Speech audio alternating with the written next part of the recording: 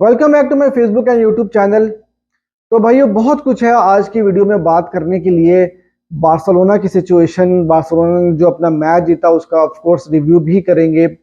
और बार्सिलोना में जो सर्कस चल रही है वो तो चल ही रही है। मैंने सोचा था कि आज की वीडियो में हम लोग प्रीमियर लीग को भी कवर करेंगे, जहां पर मैनचेस्टर सिटी के ऊपर बात की जाएगी, पेप गार्डियोला पे बात की जाएगी, ऑफ कोर्स क्लॉप के ऊपर बात की जाएगी, लिवरपूल के ऊपर बात की जाएगी और आर्टेटा और आर्सेनल के ऊपर बात की जाएगी। लेकिन बात यह है कि हमारे अपने क्लब के इतने सारे इश्यूज चल रहे हैं, तो मैंने सोचा कि प्रीमियर लीग के ऊपर एक डिफरेंट सी वीडियो बनाई जाएगी। वो मैं कल इंशाल्लाह दिन के टाइम में बनाकर उसको मैं पोस्ट करूंगा। लेकिन अभी हम लोग बार्सिलोना को कवर करते हैं।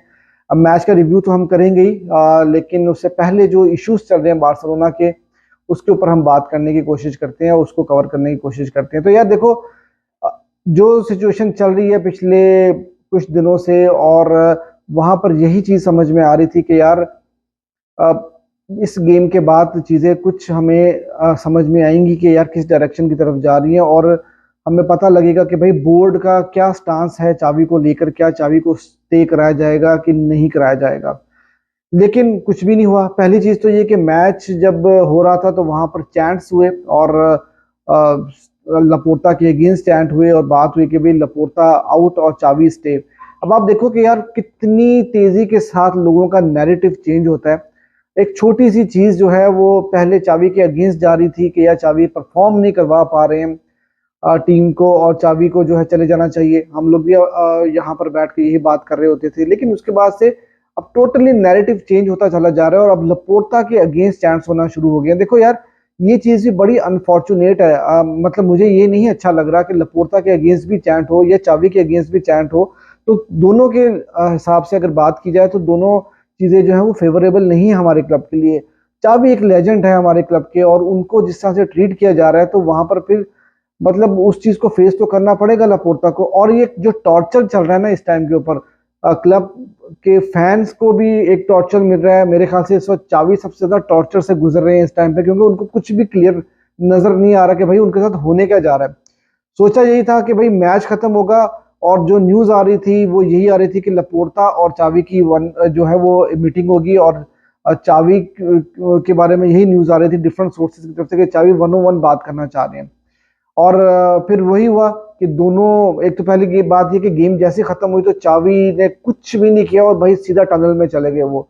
और उसके बाद से न्यूज आनी शुरू हो गई कि भाई चावी और लपोर्ता जो है वो एक रूम में चले गए हैं, 101 बात हो रही है। और थोड़ी देर के बाद फिर न्यूज आनी शुरू हो गई कि भाई लपोर्ता की तबीयत खराब हो गई है, और वो भाई साहब जो है ना वो मीटिंग को छोड़ के चले गए हैं। और सिर्फ इतनी बात तो हुई है कि उन्होंने कंग्रेट्स किया है चावी को कि भाई उनकी जो उन्होंने सेकंड पोजीशन जो है वो ली है।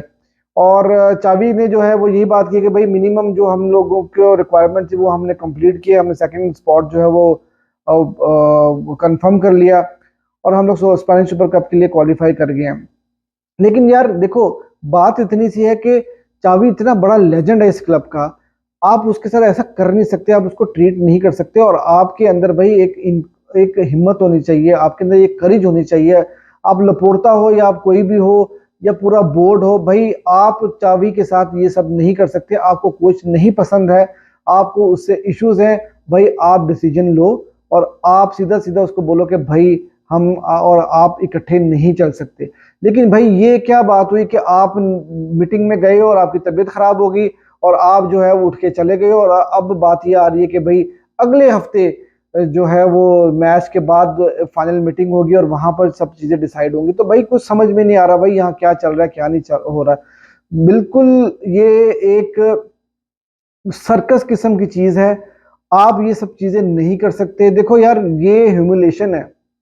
आप ह्यूमिलेट कर रहे हो ऐसे बंदे को जो कि इस क्लब का लेजेंड है, आप उसको ऐसे ट्रीट नहीं कर सकते। यार इसका स्टेचर चावी का बिल्कुल उस तरह का है जिस लेवल के ऊपर मेसी है। मतलब ठीक है, फुटबॉलिंग वाइज आप मेसी को किसी और लेवल पर रखते हो, लेकिन यार ये one man one club man था ये बंदा। इसने, चावी ने अपने क्लब के अलावा किसी और क्लब के साथ फुटबॉल नहीं खेली है, यूरोप में कहीं पर भी फुटबॉल नहीं खेली ये बंदा। मतलब इतना लॉयल है, और ये सब कुछ छोड़ छाड़ के इसने आपकी मैनेजरियल पोजीशन ली, जहां पर आप इतनी बुरी तरह ट्रबल में थे। वहां पर ये आप 9th पोजीशन पे थे, वहां पर इसने आपको रिस्पेक्टेबल पोजीशन दिलाई थी। सेकंड पोजीशन और आप उसके साथ ये सब कुछ कर रहे हो, तो भाई दिस इज नॉट एक्सेप्टेबल। और फिर जब आपको चांस हो रही है ना कि भाई लपोर्ता आउट, तो फिर वो सही हो रही है। मतलब ऑनेस्टली स्पीकिंग मुझे नहीं अच्छा लग रहा है। मैंने पहले भी ये बात कही कि लपोर्ता हमारी हिस्ट्री का एक हिस्सा जरूर है। जो हमारी एक टीम ऐसी बनी थी जो कि जिसको कहा जाता है कि हिस्ट्री की बेस्ट फुटबॉलिंग टीम थी, उसका एक हिस्सा जरूर है। लपोर्ता की मैनेजमेंट में वो सब चीजें हुई थी, लेकिन आज जो कुछ लपोर्ता कर रहे हैं वो बिल्कुल एक्सेप्टेबल नहीं है। तो भाई ये इस सर्कस को जल्द से जल्द खत्म होना चाहिए और डायरेक्शन हमें मिलनी चाहिए। हम हमारे जो हालात हैं वो बहुत ही बुरे हैं इस टाइम पर, और हमें अगले अगले सीजन की अगर तैयारी करनी है तो वो आज से शुरू करनी पड़ेगी। हमें देखना पड़ेगा कि भाई हमारी फाइनेंशियल सिचुएशन कहाँ तक जाएगी और हम किन प्लेयर्स को साइन कर सकते हैं, किन प्लेयर्स को भाई हमने बाहर निकालना है। ये सब चीजें अगर आप आज डिसाइड नहीं करोगे तो भाई बहुत देर हो जाएगी। और चावी मेरे ख्याल में, मैं फिर ये बात करूंगा कि उन्होंने एक बहुत डिसेंट जॉब की है बारसा के लिए, और इस टाइम के ऊपर कम से कम अगले एक सीजन के लिए चावी से बेहतर ऑप्शन कोई नहीं है। लेकिन अगर आप इस तरह से डिसरिस्पेक्ट करोगे तो ऑनेस्टली स्पीकिंग मैं यही बात करूंगा कि भाई चावी को चाहिए कि वो ये आपको निकालते नहीं निकालते, आप खुद रिजाइन करके चले जाओ, वो बेहतर है। आप इज्जत से चले जाओ। मुझे चावी की इज्जत ज्यादा प्यारी है क्योंकि यार वो मेरे क्लब का लेजेंड है। सिंपल सिंपल है भाई ये बात। खैर, इसके अलावा जो मैच के ऊपर थोड़ी बात कर लेते हैं यार। मैच हमने 3-0 से जीता, बहुत इंपॉर्टेंट गेम थी सेकंड पोजीशन के लिए। गेम बहुत ही पैथेटिक थी, बहुत गंदी गेम खेली बार्सिलोना ने। 3-0 की स्कोर लाइन से आप लोग बिल्कुल भी जो है वो किसी गलतफहमी में नहीं रह सकते। और चावी को यहाँ पे क्रिटिसिज्म मिलेगा भाई, जिस तरह से उन्होंने टीम को मैनेज किया है। और यार देखो, बात इतनी सी है कि प्लेयर्स हमारे पास अब कुछ इस तरह के हैं कि आप इनके साथ compete नहीं कर सकते। आप अगर रियल मैड्रिड के अगेंस्ट जाकर खेलोगे तो इस टीम के साथ compete नहीं कर सकते, आपको बहुत सारी चेंजेस करनी पड़ेंगी। ना तो यार फेरान टोरेस इस काबिल हैं ऑनेस्टली स्पीकिंग। ठीक है, वो आज उन्होंने स्टार्ट तो नहीं किया, लेकिन मैं प्लेयर्स आपको बता रहा हूँ, सेर्जियो रोबर्टो, क्रिस्टियनसन, ये वो प्लेयर्स हैं जिनके जो जो बड़े गेम के प्लेयर नहीं है यार। ठीक है यार, क्रिस्टियनसन का तो ये कि आप उनको अपनी उनकी पोजीशन के ऊपर खिलाओगे तो फिर तो बात समझ में आती है, लेकिन सीडीएम पोजीशन के ऊपर वो नहीं है। लेवेंडोस्की डिक्लाइन के ऊपर है, ये चीज़ हमें नजर आ चुकी है। और उसके बाद रफीनिया रफीनिया भी भाई ऑनेस्टली स्पीकिंग के हमें लेफ्ट विंग के ऊपर एक प्रॉपर विंगर चाहिए। आज आपकी कनेक्टिविटी नहीं थी, आपका लिंकअप प्ले नहीं था। पैड्री की अगर आप बात करो तो यार पैड्री पैड्री भी आउट ऑफ पोजीशन होकर थोड़ा सा खेलते हैं। पैड्री ज्यादा डी के पास अटैकिंग पोजीशन में ज्यादा कंफर्टेबल आपको फील करते हुए नजर आते हैं।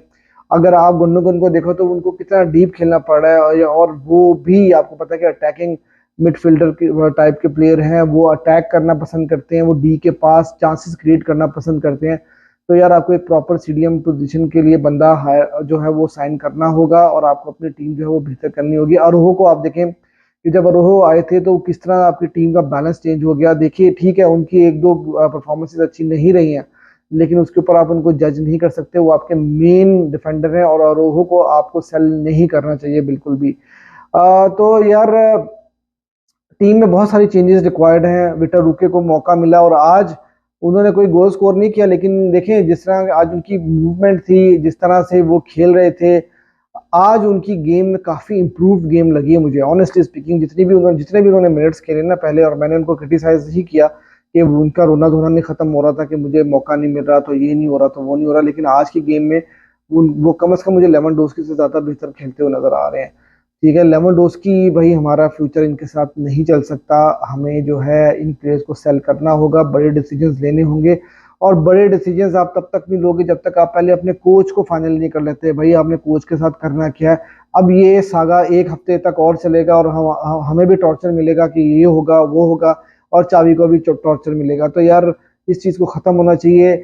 आपको जो डिसीजन लेना है आप लो, और अपने क्लब को किसी जगह पे किसी डायरेक्शन के ऊपर लगाओ।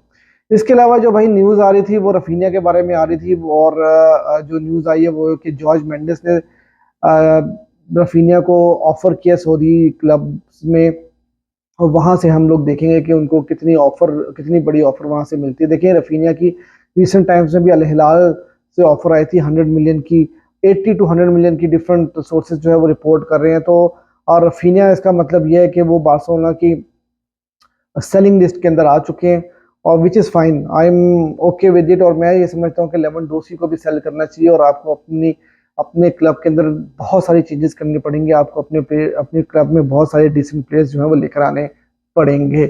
तो आप भी मुझे कमेंट सेक्शन में ज़रूर बताइए कि भाई आप क्या समझ रहे हो कि जो सिचुएशन बारसा की चल रही है उसमें मतलब जो लपोर्ता ने हरकत की है वो तो ऑब्वियसली अनएक्सेप्टेबल है, और इससे चीज़ें मज़ीद ख़राबी की तरफ जाएंगी और लपोर्ता के अगेंस्ट पब्लिक और भी ज़्यादा हो जाएगी। तो आपका क्या ओपिनियन है इस चीज़ के ऊपर? और कल मेरा दिन में प्रीमियर लीग के बारे में जो वीडियो आएगा वो देखना ना भूलिएगा। Thank you.